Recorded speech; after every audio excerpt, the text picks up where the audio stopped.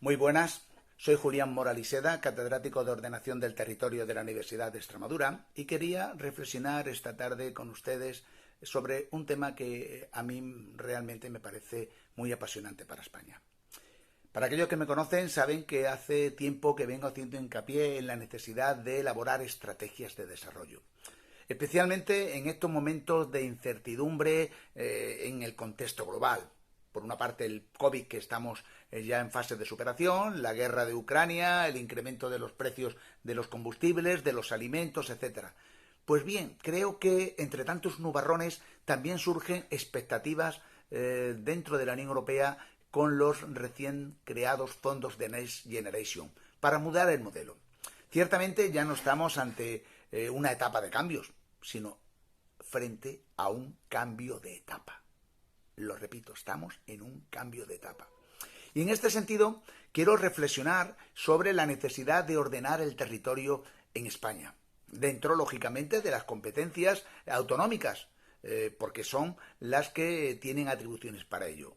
Y deben delimitar, a mi entender, unidades administrativas más ajustadas a las potencialidades económicas y a combatir los desequilibrios territoriales internos que se manifiestan tanto en disparidades sociales como también en áreas que quedan en posición remota y marginal. Y esto, afecta a la imposibilidad de hacer frente al reto demográfico, especialmente en la denominada España vaciada, que para muchos, tras décadas de olvido y prácticamente de oprobio, es también conocida como la España vacilada.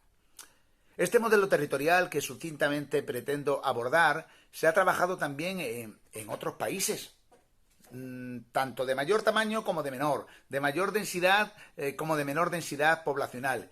Y conviene recordar que las regiones ricas no solo son ricas por lo mucho que producen, por lo que trabajan, sino por lo que no despilfarran también.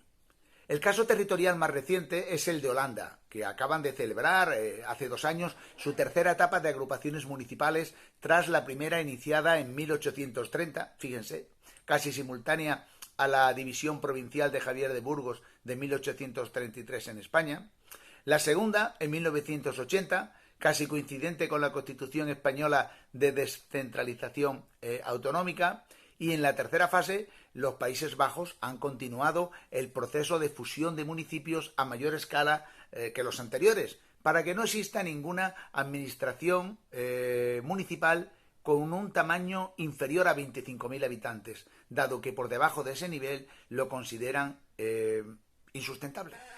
Consecuentemente, en un estudio que desarrollamos conjuntamente con la geógrafa Demi van Heyseling, abogamos primeramente por la desaparición en España de los organismos preconstitucionales creados en el siglo XIX, como son las diputaciones provinciales, en clara duplicidad con las autonomías, a las que deberían transferir el personal para no seguir reproduciendo un modelo periclitado. Después afrontaríamos la erradicación de las mancomunidades, delimitadas arbitrariamente y sin rigor científico, más como espacios de distribución y acomodo del poder político que de articulación entre los municipios y las comunidades autónomas. De acuerdo con todo lo dicho, es necesario en España una agrupación o comarcalización funcional en 2 fases. La primera, con una fusión de municipios inferiores a 2.000 habitantes que son incapaces de mantenerse por sí mismos. Y la segunda sería la agrupación de estos municipios bajo un único ayuntamiento matriz que estaría regentando a los núcleos contiguos para llegar a una masa crítica suficiente capaz de rentabilizar las inversiones y reducir los costes. La situación actual de España es insostenible desde la óptica de la administración municipal, con 8.131 municipios para un total de 47.300.000 habitantes. Es decir, 5.877 municipios, o sea, 3 de cada 4, son inferiores a 2.000 habitantes, ocupando el 80% del territorio. Y donde a su vez dominan los menores de 500 residentes. Y llamo la atención sobre este dato.